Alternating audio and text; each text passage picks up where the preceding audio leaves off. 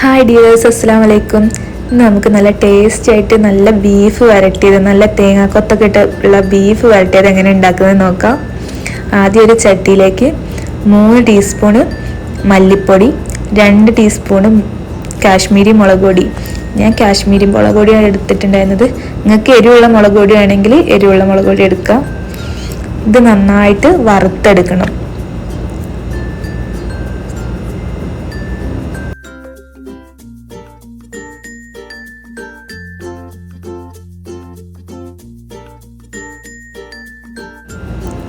പൊടികളൊക്കെ ഏകദേശം ഈ ഒരു കളറായി വന്നു കഴിഞ്ഞാൽ തീ ഓഫാക്കുക.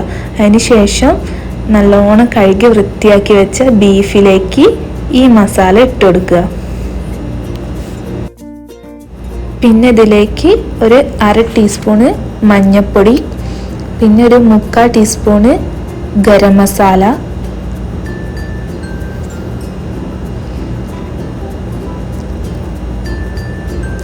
പിന്നെ ഒരു 1/2 ടീസ്പൂണ് കുരുമുളക് പൊടി, പിന്നെ ഒരു 1/4 ടീസ്പൂണ് വലിയ ജീരകത്തിൻ്റെ പൊടി, പിന്നെ ഒരു 1/2 ടീസ്പൂണ്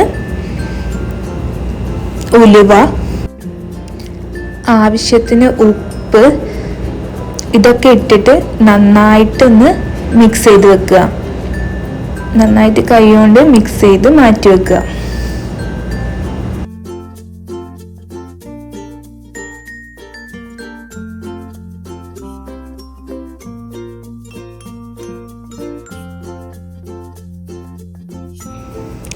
അടുപ്പത്തൊരു കുക്കർ വെച്ച് അതിലേക്ക് വെളിച്ചെണ്ണ ഒഴിച്ചിട്ട് ഒരു 2 വെല്ലുള്ളിയും കറിവേപ്പിലയും ഇട്ടിട്ട് നന്നായിട്ട് വഴറ്റിയെടുക്കുക. ഇത് നല്ല ബ്രൗൺ കളറാവുന്ന വരെ വഴറ്റിയെടുക്കുക.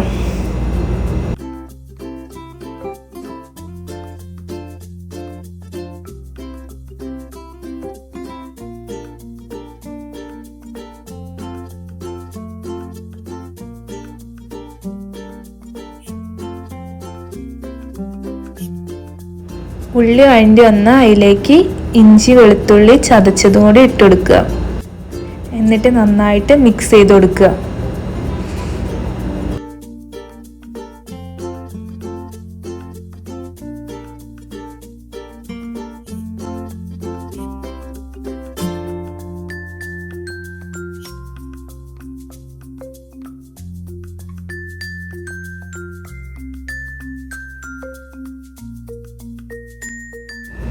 ഇഞ്ചി വെളുത്തുള്ളി പച്ചമണം മാറിയതിന് ശേഷം നമ്മൾ നേരത്തെ മിക്സ് ചെയ്ത് വെച്ച ബീഫ് ഇതിലേക്ക് ഇട്ട് കൊടുക്കുക. എന്നിട്ട് ഒരു 1/2 ഗ്ലാസ് വെള്ളം കൂടി ഒഴിച്ചു കൊടുക്കുക. എൻ്റെ ബീഫിന് നല്ല വേവ് ഉണ്ടായിരുന്നു, അപ്പോൾ ഞാൻ ഒരു 1/2 ഗ്ലാസ് വെള്ളം കൂടി ഒഴിച്ചു കൊടുക്കുന്നുണ്ട്. ഈ ബീഫിൽ തന്നെ വെള്ളം ഇറങ്ങി വരും. അപ്പോൾ ബീഫിൻ്റെ വേവ് അനുസരിച്ചും കുക്കറിൻ്റെ വേവ് അനുസരിച്ചും വെള്ളം ഒഴിച്ചാൽ മതിയാകും. എന്നിട്ട് ഇത് നന്നായിട്ട് മിക്സ് ചെയ്തതിന് ശേഷം കുക്കർ അടച്ച് വെച്ച് നന്നായിട്ട് ബീഫ് വേവിച്ചെടുക്കുക.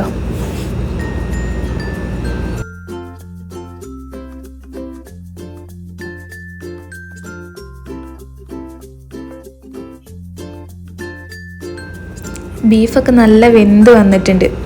ഇനി നമുക്കൊരു പാത്രം അടുപ്പത്ത് വെച്ച് അതിലേക്ക് വെളിച്ചെണ്ണ ഒഴിക്കുക.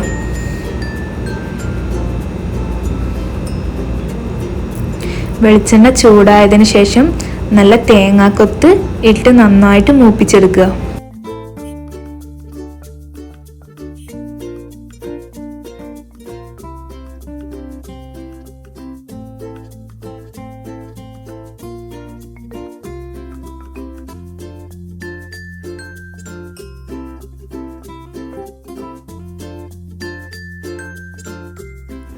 പിന്നെ ഇതിലേക്ക് കുറച്ച് കറിവേപ്പിലയും കൂടി ഇട്ടിട്ട് നന്നായിട്ട് ഇളക്കി കൊടുക്കുക.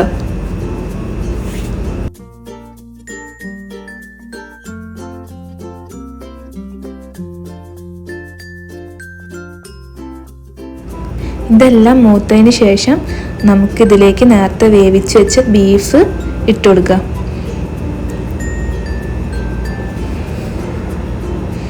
ഇത് നന്നായി ഇളക്കി ഇതിലുള്ള വെള്ളമൊക്കെ നന്നായിട്ട് വറ്റിച്ചെടുക്കണം.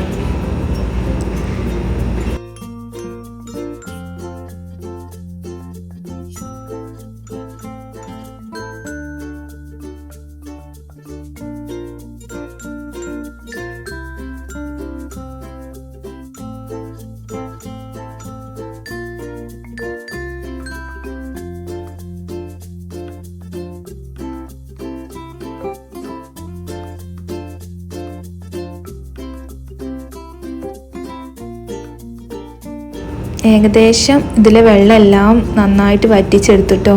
നമ്മളെ ടേസ്റ്റിയായ ബീഫ് റെഡി ആയിട്ടുണ്ട്. ഇത് കാണുമ്പോൾ തന്നെ തിന്നാൻ തോന്നുന്നുണ്ടല്ലേ.